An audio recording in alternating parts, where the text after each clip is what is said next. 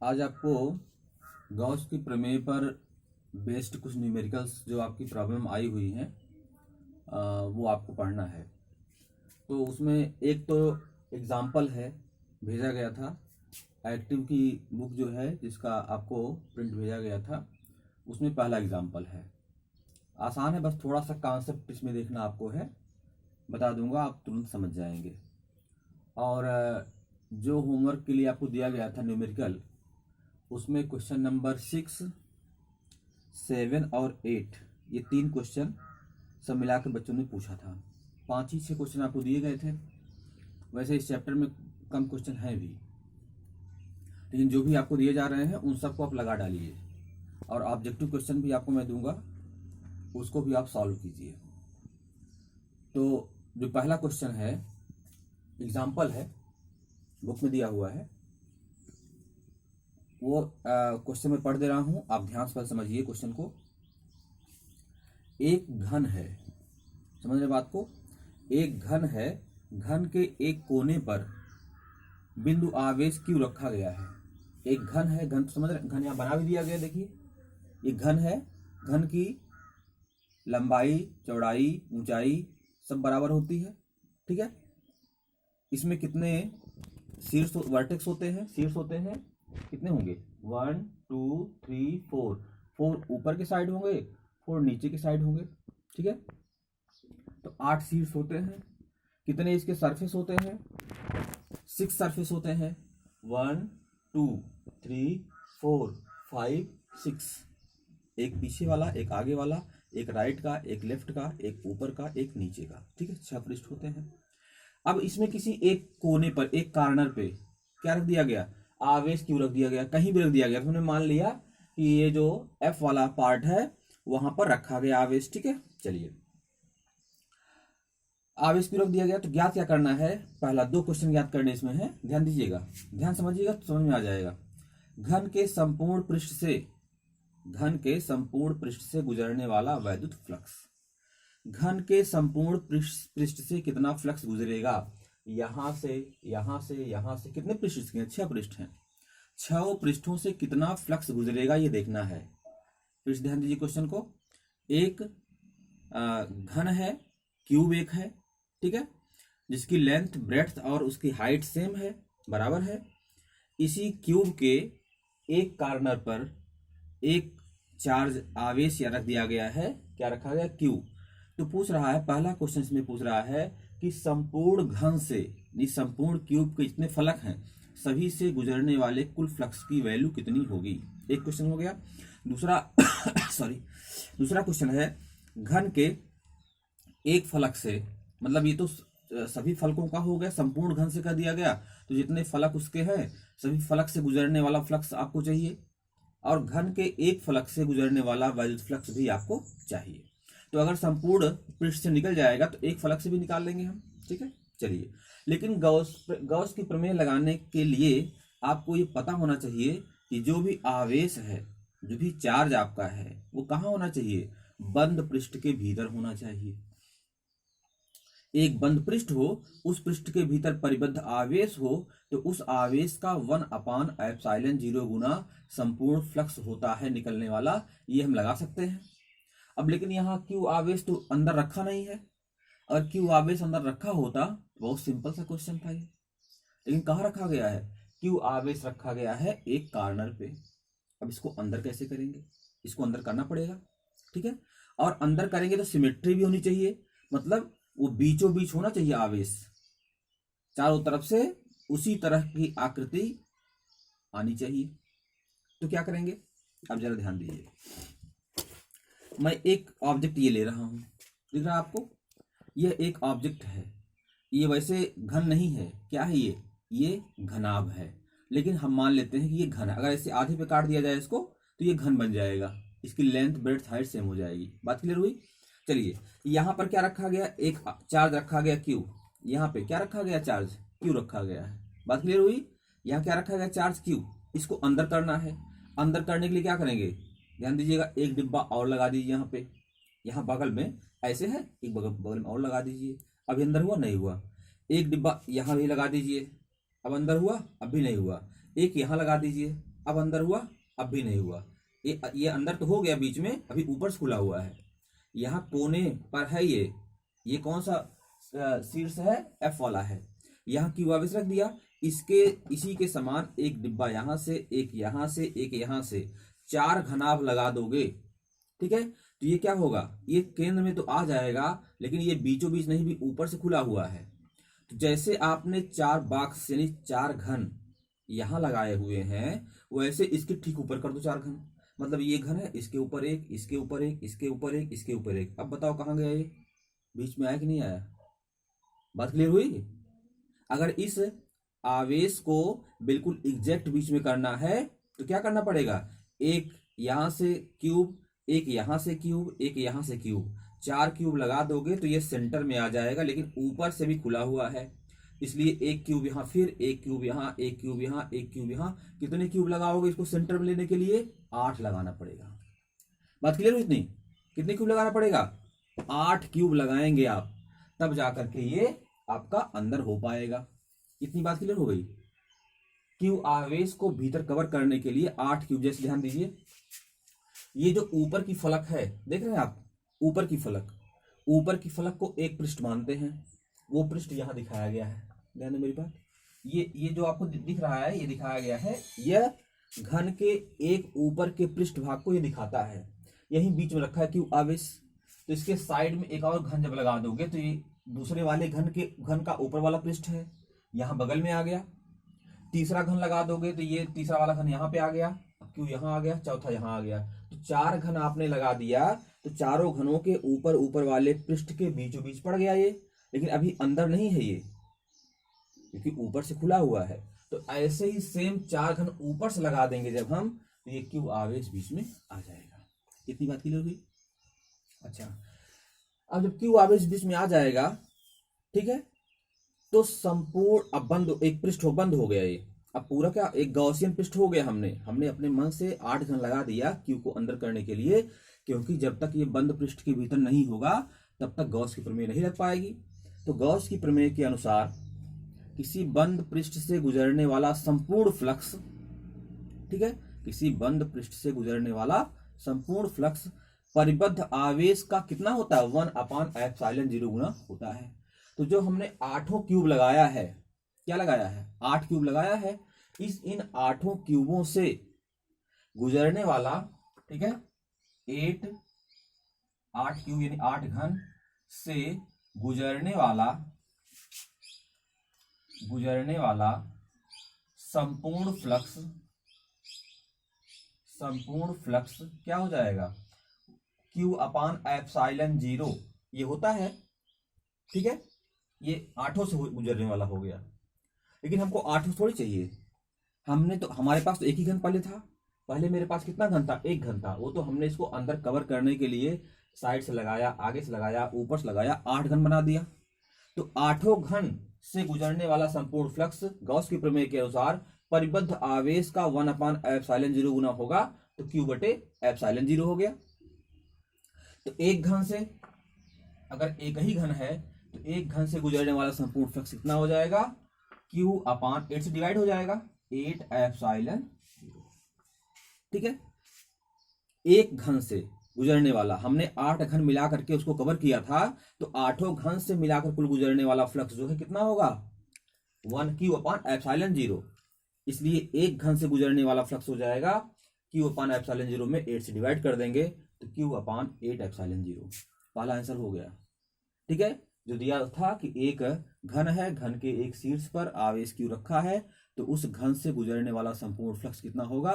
तो कितना होगा? Q/ε0 का 1/8 टाइम्स, ठीक है, अर्थात Q/8ε0। ये बात क्लियर हो गई? अच्छा, अब ध्यान दीजिए, घन के संपूर्ण फलक से गुजरने वाला फ्लक्स तो हो गया Q/8ε0। तो पूछ रहा है घन के एक फलक से, प्रश्न पूछ रहा है दूसरा वाला, घन के एक फलक से गुजरने वाला फ्लक्स कितना होगा। तो आप ये मत कर दीजिएगा कि यहां पर 6 फलक हैं, 6 फलक से गुजरने वाला फ्लक्स इतना है, तो एक फलक से गुजरने वाला फ्लक्स 6 से डिवाइड कर दीजिए। अभी तक तो आप ऐसे करते आए थे, ठीक है ना। अभी तक आप यही करते थे कि एक घन से गुजरने वाला फ्लक्स जितना भी आता था उसमें 6 से डिवाइड करते थे, क्योंकि 6 साइड्स होती हैं, सिंपल सी बात है। लेकिन यहाँ वो बात नहीं है। क्यों नहीं है, ध्यान दीजिए। ये बॉक्स था, पहले लिया था हमने, इसके बगल में ऐसे दूसरा बॉक्स लिया, तीसरा बॉक्स लिया, चौथा बॉक्स लिया, ऊपर से 4 बॉक्स लिया, ठीक है, 8 बॉक्स लिया था हमने। आवेश की कहाँ रखा है, यहाँ रखा है। अब जो फ्लक्स गुजरेगा कहाँ से, एक घन से इस आवेश यहाँ रखा हुआ है, इस आवेश के कारण जो बल रेखाएं बाहर जाएंगी या फ्लक्स गुजरेगा वो कहाँ कहाँ से गुजरेगा, ध्यान दीजिएगा। एक पृष्ठ ये है बाहर की तरफ, यहाँ से गुजरेगा। दूसरा पृष्ठ ये वाला, ये पृष्ठ है बाहर की तरफ, यहाँ से गुजरेगा। एक पृष्ठ नीचे है बाहर की तरफ, यहाँ से गुजरेगा। बाकी कहीं गुजरेगा, इससे नहीं गुजरेगा क्योंकि इसके ऊपर तो एक घन और रखा हुआ है। यहाँ से नहीं गुजरेगा क्योंकि इसके बगल में एक घन और रखा हुआ है। यहाँ से भी नहीं गुजरेगा क्योंकि इसके बगल में एक और घन रखा हुआ है। तो जितने पृष्ठ हैं 6 पृष्ठ, उस 6 पृष्ठ में 3 पृष्ठ तो कवर हैं। केवल इसी की बात नहीं कर रहा हूं, इसके बगल में जो घन रखा है उसके लिए भी वही बात है। उसमें भी एक पृष्ठ बाहर की तरफ है, एक इस साइड में है, एक नीचे की तरफ है, बाकी ढके हुए हैं। यहाँ जो घन है उसके लिए भी वही बात। जितने भी घन हमारे पास हैं, 8 घन हैं, जितने भी घन हैं उन सभी घनों में केवल 3 पृष्ठ ऐसे हैं जहां से बाहर जो खुले हैं बाहर की तरफ, जहां से फ्लक्स गुजरेगा। बाकी सभी के 3 पृष्ठ जो है वो अंदर की तरफ है। तो बाहर गुजरने वाला जो फ्लक्स है वो 3 ही पृष्ठ से गुजरेगा। अर्थात एक घन जो हमारा है उससे गुजरने वाला जो संपूर्ण फ्लक्स है, इतना जो आया हुआ है, यह केवल 3 पृष्ठ से गुजर रहा है, 6 पृष्ठ से नहीं गुजर रहा है। किससे गुजर रहा है, 3 पृष्ठ से गुजर रहा है। इसलिए अगर घन के किसी एक पृष्ठ से गुजरने वाला फ्लक्स आपको चाहिए तो क्या करना पड़ेगा, 3 से डिवाइड करना पड़ेगा। ठीक है, कंफ्यूजन नहीं होना चाहिए।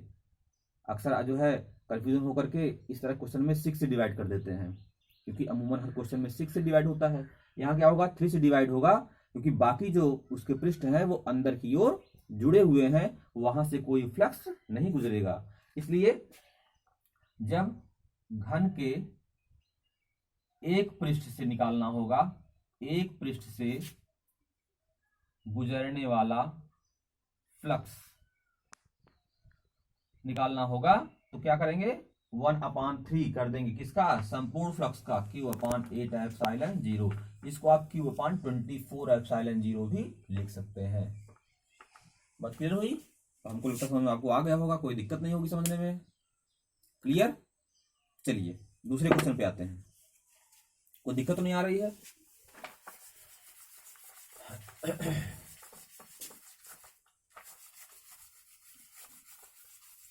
अब आ जाते हैं हम दूसरे क्वेश्चन तरफ, जो क्वेश्चन नंबर आपने न्यूमेरिकल में 6, 7 और 8 भेजा हुआ था, उस पे आ जाते हैं।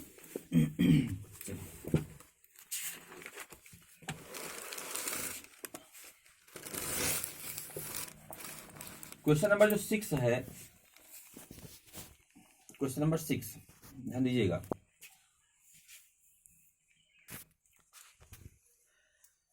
पैंतालीस 4500 फ्लक्स रेखाएं किसी निश्चित आयतन क्षेत्र के भीतर जा रही हैं। क्वेश्चन नंबर 6 है जो हमने भेजा था आपको, ठीक है। 4500 फ्लक्स रेखाएं, फ्लक्स रेखाओं की संख्या कितनी है, 4500। 4500 फ्लक्स रेखाएं किसी निश्चित आयतन के क्षेत्र में बाहर की ओर, भीतर की ओर जा रही हैं। 4500 फ्लक्स रेखाएं भीतर की ओर जा रही हैं और 2500 फ्लक्स रेखाएं उस क्षेत्र से बाहर निकल रही हैं। तो उस क्षेत्र के भीतर कितना आवेश है? बहुत सिंपल सा क्वेश्चन है, ध्यान दीजिएगा। कोई पृष्ठ है, कैसा भी पृष्ठ हो सकता है, उस पृष्ठ से बाहर जाने वाली फ्लक्स रेखाएं कितनी हैं, 2500 फ्लक्स रेखाएं बाहर जा रही हैं। और बाहर से अंदर कितना आ रही हैं, 4500 फ्लक्स रेखाएं। आप जानते हैं कि अगर किसी पृष्ठ के भीतर धन आवेश रखा हुआ है, पॉजिटिव चार्ज रखा हुआ है, तो फ्लक्स रेखाएं जो है वो बाहर की ओर जाती हैं।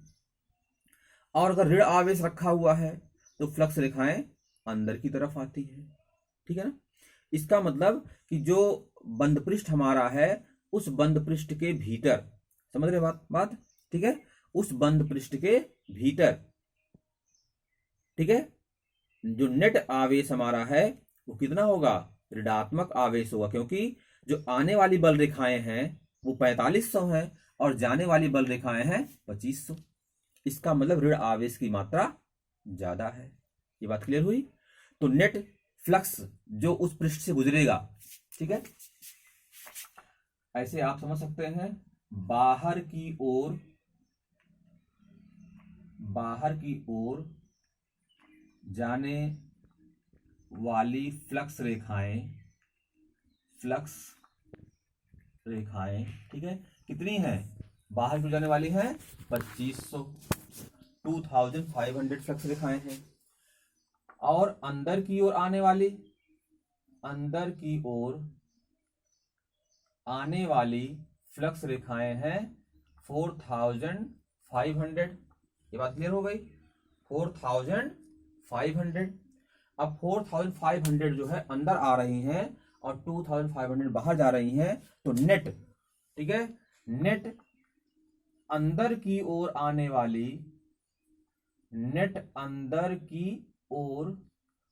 वाली फ्लक्स रेखाओं की संख्या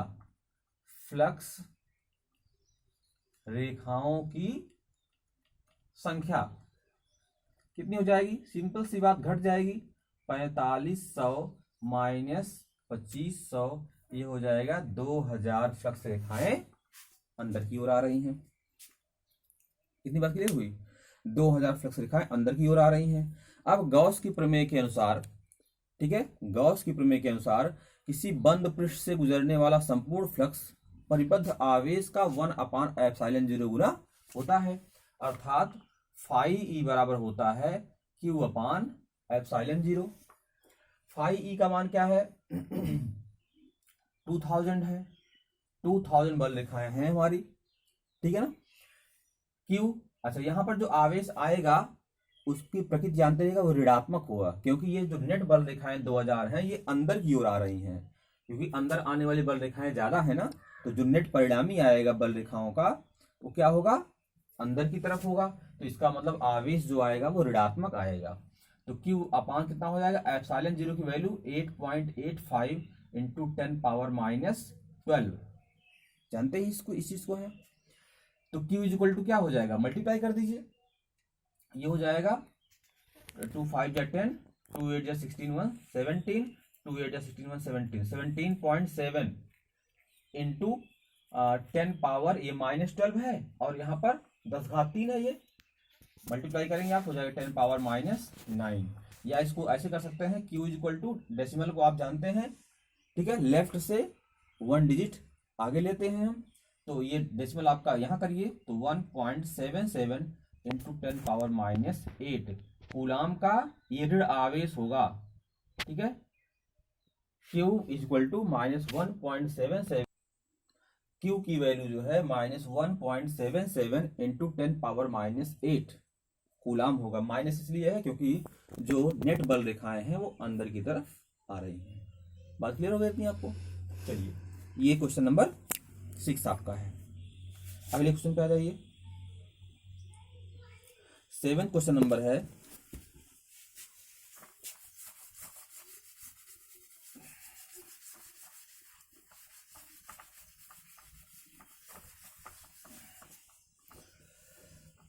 एक वृत्ताकार समतल प्लेट की त्रिज्या 0.1 मीटर है। वृत्ताकार समतल प्लेट की त्रिज्या कितनी है? 0.1 metre. R equal to 0.1 metre. R equal to क्या हो जाएगा? 0.1 मीटर हो जाएगा, या 10⁻⁻1 मीटर कर लीजिए इसको, ठीक है। अच्छा,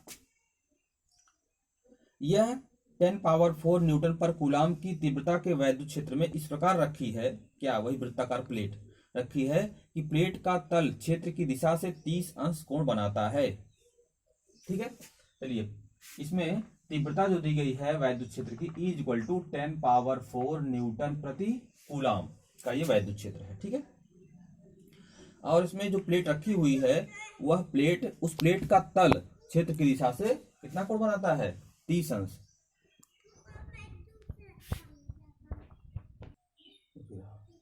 E इक्वल टू 10⁴ न्यूटन प्रति कूलाम का वैद्युत क्षेत्र है। इसी वैद्युत क्षेत्र में वह वृत्ताकार प्लेट जिसकी त्रिज्या 10⁻⁻1 मीटर है वो रखी हुई है।